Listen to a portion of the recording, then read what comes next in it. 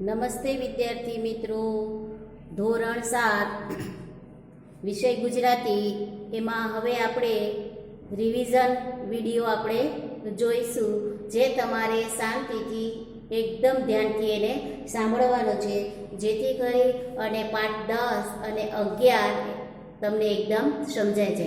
પાઠ 10 છે અખબારી નોંધ અને કાવ્ય 11 છે જનની. તો આ બંને પાઠનું છે એ રિવિઝન વિડીયો એકદમ ધ્યાનથી તમારે સાંભળવાનો છે, જેથી કરી અને રાઉન્ડ 1ની ટેસ્ટમાં જે તમારે પ્રશ્નના જવાબને જે બધું પૂછાય એ તમને શાંતિથી સમજશો તો તમને આવડશે. તો અખબારી નોંધ છે એના લેખક છે ચંદ્રકાંત મહેતા. તમારા બધાના ઘરે ગુજરાત સમાચાર છે, સંદેશ, દિવ્ય ભાસ્કર, જય હિન્દ, જનસત્તા, ફૂલછાપ, આ બધા જ અકીલા, શાંત સમાચાર, આ બધા જ ન્યૂઝપેપર તમારા બધાના ઘરે આવતા હશે. એની અંદર અલગ અલગ અખબારી નોંધો આવેલી હોય છે. એના વિશે આજે આપણે સમજવાનું છે કે અખબાર શબ્દ છે એ મૂળ અરબી ભાષાના ખબર શબ્દનું બહુવચન છે અને જેનો અર્થ થાય છે સમાચાર પત્ર, દૈનિક પત્ર છાપવું. ગુજરાતી ભાષામાં વપરાતો જે સમાચાર શબ્દ છે એ મૂળ સંસ્કૃત શબ્દ એ સંધિની દ્રષ્ટિએ આપણે જોઈએ તો સમ વત્તા આચાર પરથી બનેલો છે, જેનો એક અર્થ થાય છે માહિતી, વિવરણ, ખબર એવું.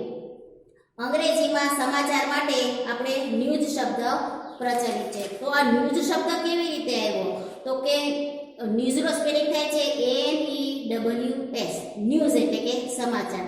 હવે જુઓ, N એટલે નોર્થ, E એટલે ઈસ્ટ, W એટલે વેસ્ટ અને S એટલે સાઉથ, એટલે કે નોર્થ, ઈસ્ટ, વેસ્ટ, સાઉથ.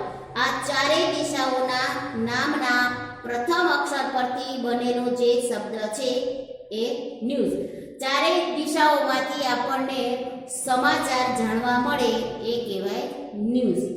તો આવા જે ન્યૂઝ છે એ અખબારી નોંધની અંદર અલગ અલગ નોંધની અંદર એ પ્રકાર છાપેલા હોય છે.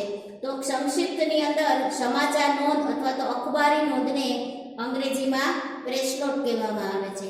અખબારી નોંધની જ્યાં કોલમ છે અખબારી નોંધ એમાં અલગ અલગ વિભાગો હોય છે: સામાજિક, શૈક્ષણિક, ઉત્સવ ઉજવણીઓ, ધાર્મિક સાંસ્કૃતિક બાબતો, વ્યાખ્યાન, ઇનામ વિતરણ, શુભેચ્છાઓ વગેરે વિષયકની સંક્ષિપ્ત જે નોંધ કરે અને અલગ અલગ એને પ્રકાશિત કરવામાં આવે છે. આ ઉપરાંત મૃત્યુ કે અવસાન તેમજ તે નિમિત્તે રાખેલા બેસણા કે શ્રદ્ધાંજલિની નોંધ પણ વિના મૂલ્યે, એક પણ પૈસા વગર આવા બધા શીર્ષકો હેઠળ એ અખબારમાં છપાતું હોય છે.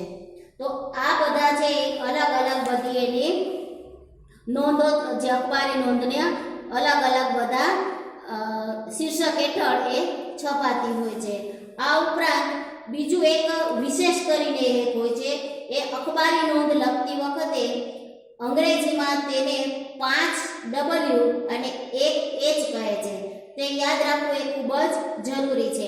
ગુજરાતીમાં એને કયા પ્રમાણે કહે છે? તો કે અખબારી નોંધ લખતી વખતે 5 W ને ધ્યાનમાં રાખવામાં આવે છે: what, where, when, why, who, how.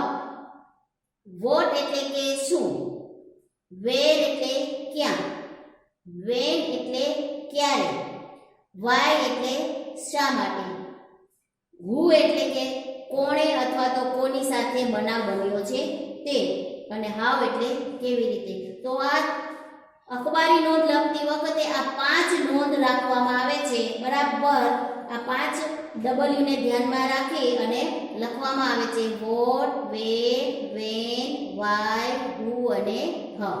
તો આ અખબારી નોંધમાં લખતી વખતે આ 5 W તમે ધ્યાનમાં રાખવાના હોય છે. આ ઉપરાંત સમાચારો છે એ પ્રકાશિત કરવા માટે વિનંતી પત્ર જે હોય છે એમાં પણ અમુક વિગતો હોય છે. કઈ વિગતો?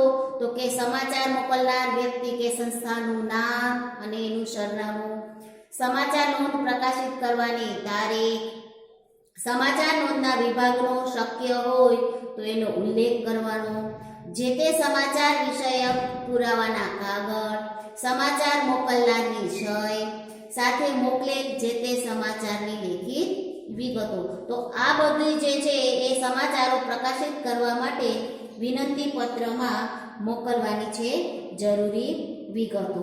તો હવે આપણે સમાચારની અંદર આપ જે પ્રકાશિત કરવાના હોય એ વિનંતી પત્ર છે એ કોને સંબોધીને લખવાનો હોય છે? તો કે સમાચાર પ્રકાશિત કરવા વિનંતી પત્ર છે એ તંત્રીને સંબોધી અને લખવો પડે છે. અને આ સમાચાર જે પ્રકાશિત કરવાના જે વિનંતી પત્રમાં હોય છે એમાં કઈ વિગતો હોય? તો કે સમાચાર મોકલનાર વ્યક્તિ કે સંસ્થાનું નામ સરનામું, સમાચાર નોંધ પ્રકાશિત કરવાની તારીખ, સમાચાર નોંધના વિભાગનો શક્ય હોય તો એનો ઉલ્લેખ કરવાનો, જે તે સમાચાર વિષયક પુરાવાના કાગળ, મોકલનારની સહી સાથે મોકલેલ જે તે સમાચારની લેખિત વિગતો. અને આ માટેના તંત્રીને સમાચાર કે નોંધ પ્રકાશિત કરવાનો જે વિનંતી પત્ર જે લખવાનો હોય એનો નમૂનો પણ તમારા ટેક્સ્ટ બુકમાં આપેલો જ છે. અને અખબારી નોંધના કેટલાક નમૂનાઓ પણ આપણને જે તે શીર્ષક હેઠળ આપેલા છે. કે ઇનામ વિતરણ હોય તો એના સમાચાર હોય તો એ ઇનામ વિતરણના જ શીર્ષક હેઠળ હોય, કોઈ વ્યાખ્યાન હોય તો એનું જે કાંઈ હોય વ્યાખ્યાન એટલે કે ધાર્મિક વસ્તુનું કાંઈ કોઈના ઘેરે રાખેલું હોય એના સમાચાર જો આપવાના હોય તો એ વ્યાખ્યાનના શીર્ષક હેઠળ જ હોય. એ પ્રમાણે કોઈ ધાર્મિક સમાચારની નોંધ હોય, ધારો કે સુંદરકાંડ છે તો કોઈના ઘરે હોય તો એનું એડ્રેસ અને કયા સમયે છે એ ધાર્મિક સમાચારની નોંધમાં જેનું આપવાનું હોય. કોઈ એ રીતે કોઈ ભજન કે એવું રાખવાનું હોય કોઈના ઘરે અને બીજા બધાને એને આમંત્રણ આપવાનું હોય તો એ ભજનના શીર્ષક હેઠળ હોય. આ ઉપરાંત કોઈનું અવસાન થયું હોય, કોઈનું મૃત્યુ થયું હોય તો એના માટે પાછળ રાખવામાં આવેલું બેસણું છે એ અવસાન નોંધ અને બેસણું જે હોય એની નોંધમાં જ લખવામાં આવે છે. આ પ્રમાણે વિવિધ સમાચારો પણ જે કાંઈ હોય એ સમાચારો હોય વિવિધ આ સિવાયના સમાચારો તો એ જ કોલમમાં એમાં લખવામાં આવે છે. એ સિવાય વિશેષ સમાચારો મેં જે તમને કીધું કે અખબારી નોંધ લખતી વખતે 5W જે ધ્યાનમાં રાખવામાં આવે છે એ 5W જે મેં તમને કીધું કે what, when, where, why, who, how આ શીર્ષક હેઠળ એ લખતી વખતે ધ્યાનમાં રાખવામાં આવે છે. આ ઉપરાંત અખબારી યાદી એટલે કે પ્રેસ નોટ છે તો એનો નમૂનો પણ તમને બાજુમાં આપેલો છે કે સરકારી કે અર્ધ સરકારી તેમજ વિવિધ સંસ્થાઓ અનેક પ્રકારની માહિતી વાચકોની જાણ માટે અખબાર કે સમાચાર પત્રના માધ્યમથી પ્રકાશિત કરવા માટે મોકલે છે. તેને અખબારી યાદી કહેવામાં આવે છે. તો આવી યાદી કે નોંધો વધારા ઘટાડા સાથે રિપોર્ટર કે સંપાદક છે એ મથાળા આપી અને એને પ્રકાશિત કરે છે. એમનો નમૂનો પણ આપણને ટેક્સ્ટ બુકમાં આપેલો છે. તો આ માટે જે જરૂરી જે છે તો કે અખબાર શબ્દ તો એ કઈ મૂળ ભાષાનો છે? તો કે અખબાર શબ્દ છે એ મૂળ અરબી ભાષામાંથી આવેલો છે. અંગત કે સંસ્થાલક્ષી જે સમાચારો છે અખબારો જે વિના મૂલ્યે છાપીને કરે છે તો એ પોતાનો સમાજ ધર્મ શું કરે છે? અદા કરે છે. અંગત કે સંસ્થાલક્ષી જે કાંઈ સમાચારો હોય એ અખબારો જે સમાચાર પત્રો છે એના માટેના છાપવા માટેના કાંઈ પણ પૈસા લેતા નથી તો એ ત્યારે એ પોતાનો સમાજ ધર્મ છે એ અદા કરે છે. અખબારી નોંધ પ્રગટ કરાવવા માટે વિનંતી પત્ર જે હોય છે તે તંત્રી અને સંબોધી અને લખવો પડે છે. આ ઉપરાંત દરરોજ પ્રસિદ્ધ થતા સમાચાર પત્ર હોય એને શું કહેવામાં આવે? તો કે દૈનિક રોજના સમાચાર પત્ર જે સંદેશ છે, ગુજરાત સમાચાર છે એ રોજ પ્રકાશિત થાય છે અને આપણા બધાના ઘરે આવે છે એ સમાચાર પત્રને શું કહેવાય? દૈનિક સમાચાર પત્ર રોજ આવતા હોય તેવા સમાચાર પત્ર. અઠવાડિયે આવતા હોય એને કહેવાય સાપ્તાહિક. 15 દિવસે આવતા હોય એવા સમાચાર પત્રને કહેવાય પખવાડી. અને મહિને જે આવતા હોય બુક અમુક જે બહાર પડતી હોય એને કહેવાય માસિક સમાચાર પત્ર. અને આ અંગ્રેજી સમાચાર માટે પ્રચલિત શબ્દ છે એ તમને બધાને ખ્યાલ જ છે કે એ ન્યૂઝ શબ્દ છે. અને મેં તમને સમજાવ્યું કે ન્યૂઝ શબ્દ છે એ કઈ રીતે પડ્યો, તો કે ચારે ચાર દિશાઓના પેલા નામ ઉપરથી જેથી કરી અને ચારે ચાર દિશાઓમાંથી આપણને બધા શબ્દો ચારે ચાર દિશાઓના શબ્દો એક લીધા છે અને એ શબ્દોને એક શબ્દ ઉપરથી દિશાઓના એક શબ્દ ઉપરથી ન્યૂઝ શબ્દ બન્યો. એટલે કે ચારે ચાર દિશાઓમાંથી આપણને સમાચારો છે એ આ અખબારો દ્વારા જે આપણી ઘરે પ્રકાશિત થાય છે એ દ્વારા આપણને જાણ થાય છે. તો અખબારી યાદીને અંગ્રેજીમાં પ્રેસ નોટ પણ કહેવામાં આવે છે.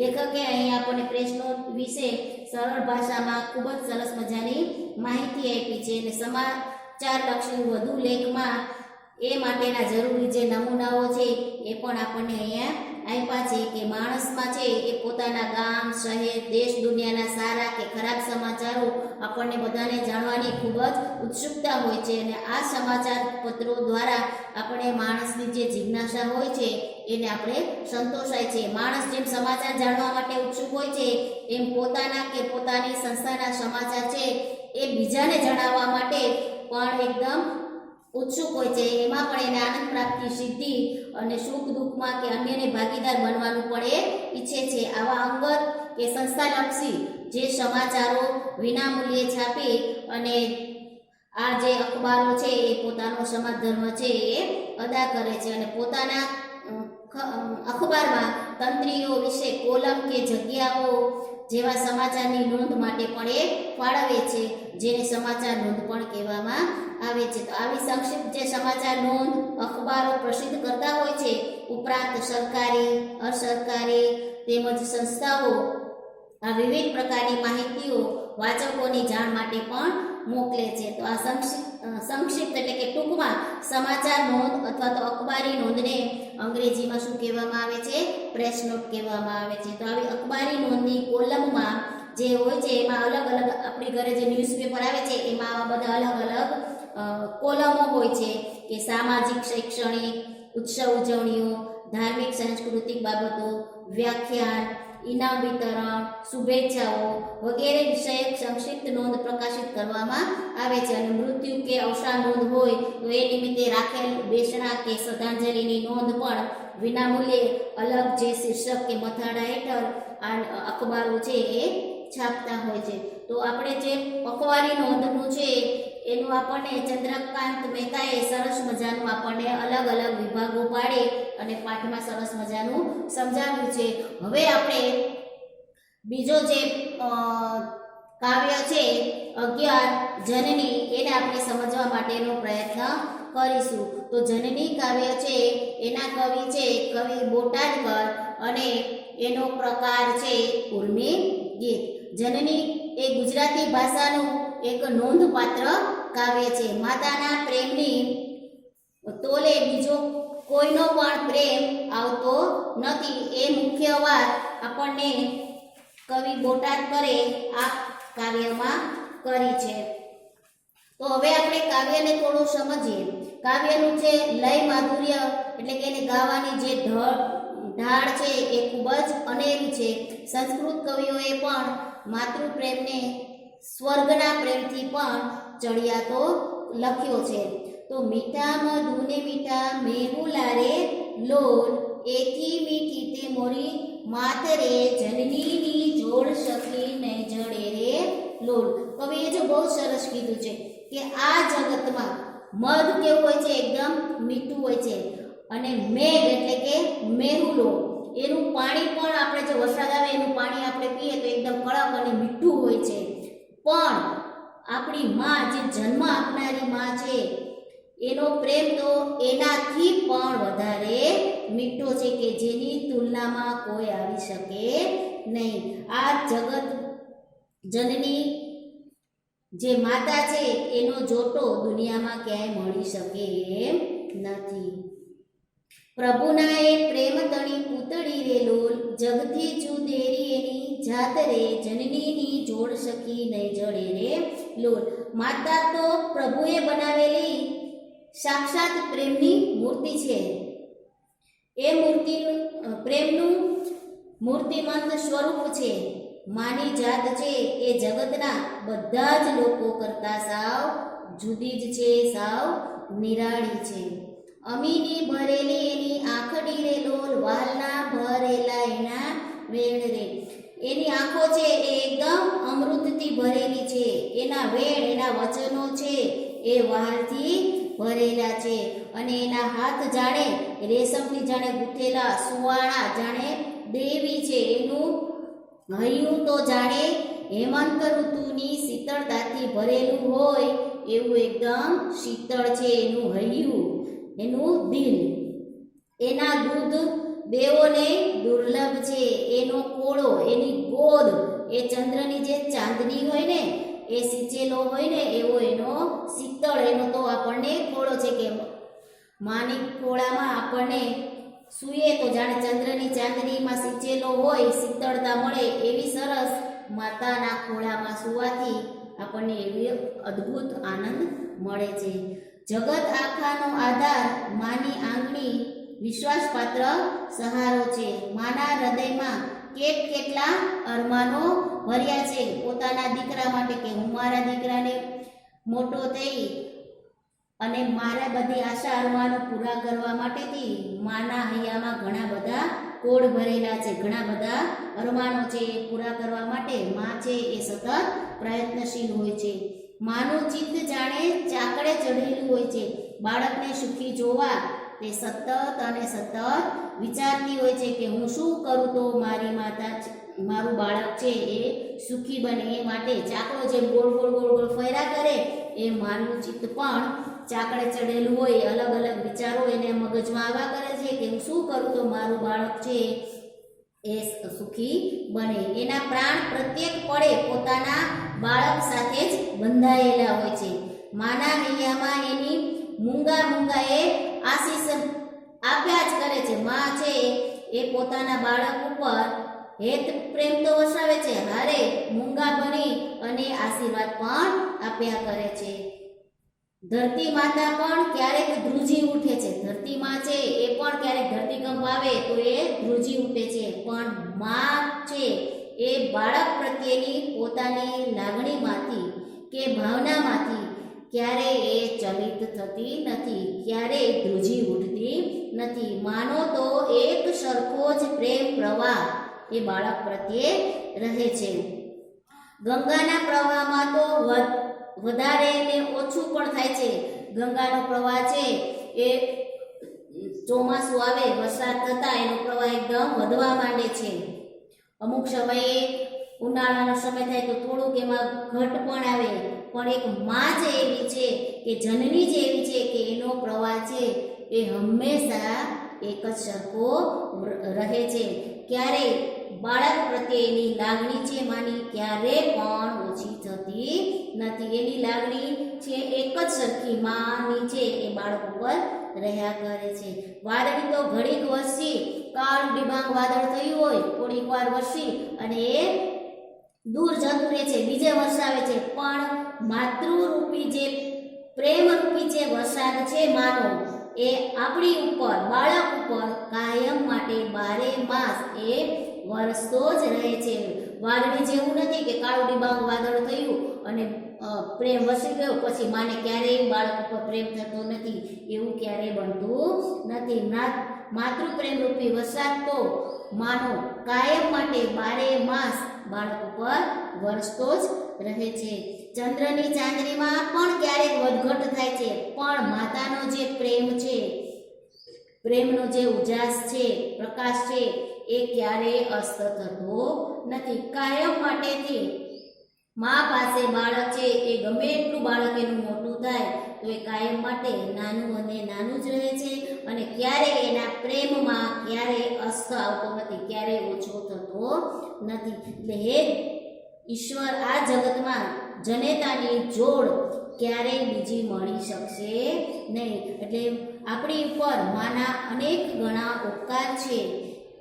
તો એ જનની કાવ્ય છે એના લેખક કવિ છે કવિ દામોદર ખુસારદાસ બોટાદ કર. અને આ જે માતાને શાનાથી મીઠી ગણવામાં આવી છે તો કે માતાને મધ અને મેઘજળ કરતા પણ એકદમ મીઠી ગણવામાં આવી છે.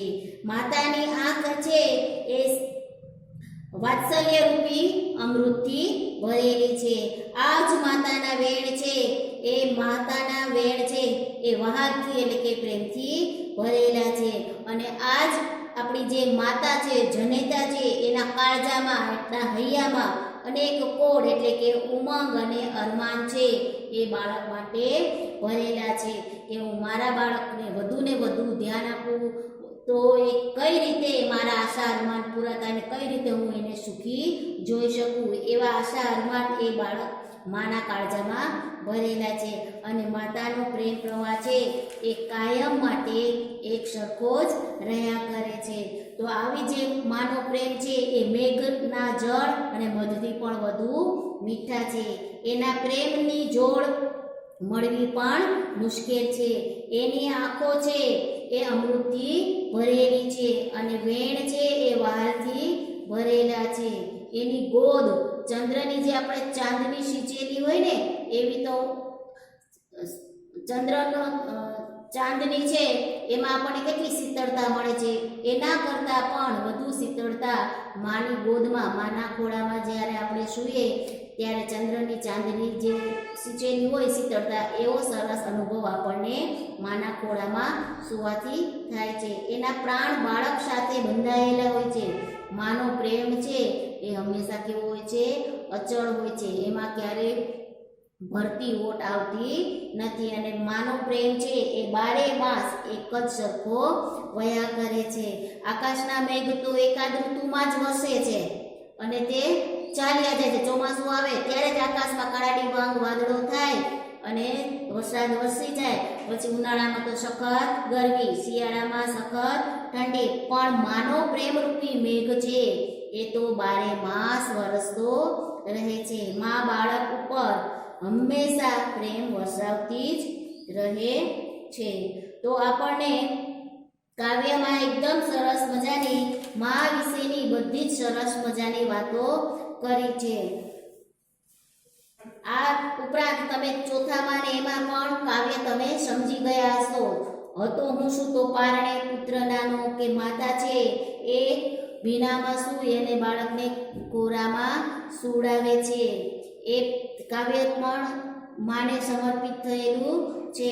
તો આપણે જે ત્યારે જે સમજ્યા એમાં આપણે આનામાં જે પ્રશ્નના જવાબ આવે છે એ પણ તમારે બાળકો એકદમ ધ્યાનથી કરવાના છે જેથી કરી અને બીજા રાઉન્ડમાં તમને વાંધો ન આવે. અને આ ઉપરાંત જનનીની જોડ સખી નહીં જડે રે લોલ એટલે કે શું? તો કે માનો બીજો કોઈ વિકલ્પ જ નથી. માડીનો મેઘ 12 માસ એટલે શું? તો કે માડીનો મેઘ 12 માસ એટલે માતાનો પ્રેમ તો કાયમ જ મળ્યા કરે છે. માતાનો પ્રેમ કેવો હોય છે? તો કે માતાનો પ્રેમ એક સરખા પ્રવાહ જેવો હોય છે. અને કોની જોડ નહીં જડે રે લોલ? તો કે માતાની જોડ ક્યાંય નહીં જડે રે લોલ. દેવોને કોના દૂધ દોહેલા છે? તે કે દેવોને માતાના દૂધ છે એ દોહેલા છે. માતાનો ખોળો છે એ ચંદ્રની ચાંદનીથી કેવો છે? સિંચેલો છે. માતાના હૃદયમાં મૂંગી આશીષ એ બાળક ઉપર કાયમ માટે રહ્યા કરે છે. અને માતા છે એ ધરતી કરતાં પણ અચળ છે. તો તમને આ કાવ્ય હવે એકદમ સરસથી સમજાઈ ગયું હશે. અને એમાં આવતા જે કાંઈ શબ્દ સમૂહ છે એ બધું તમારે એકદમ પાકું કરવાનું છે. કે ખુશાલીના પ્રસંગે અપાતી ભેટ તો એને શું કહેવામાં આવે? લહાણ કે લાણી. પછી ચડે કે ખસે નહીં તેવું તો શું કહેવાય? અચળ. માનો પ્રેમ છે એ ક્યારેય ઓછો થતો નથી, એક જ સરખો રહે છે, અચળ જ હંમેશા રહે છે. એટલે કે વધે ઘટે નહીં એને કહેવાય અચળ. તો આ જ કાવ્યમાં તમારે વિશેષણો પણ છે. જો મીઠા મધુ ને મીઠા મેહુલા રે લોલ, તો આમાં તમને વિશેષણ કીધું હોય શોધવાનું તો શું આવે? માના વેણ કેવા છે તો કે મીઠા મીઠા. મૂંગી આશીષ ઉરે મલક તીરે, તો કેવી આશીષ મલકે છે તો કે મૂંગી. માડીનો મેઘ બારે માસ, કોનો મેઘ બારે માસ તો કે માડીનો. તો બારે છે એ શું છે સંખ્યાવાચક, મૂંગી છે એ ગુણવાચક અને મીઠા મીઠા છે એ ગુણવાચક વિશેષણ છે. એટલે તમારે આમાં વ્યાકરણ પણ છે અને સંજ્ઞાઓના પ્રકાર પણ તમારે આપેલા છે, એ પણ તમારે સમજવાના છે. અને સમાનાર્થી અને વિરોધાર્થી શબ્દ પણ તમને આપેલા છે, એને તમારે કરવાના છે. અને કાવ્ય પણ એકદમ સહેલું છે, એને તમારે પાક્કું કરે અને કાવ્ય પંક્તિમાં પણ તમારે પૂછાય છે.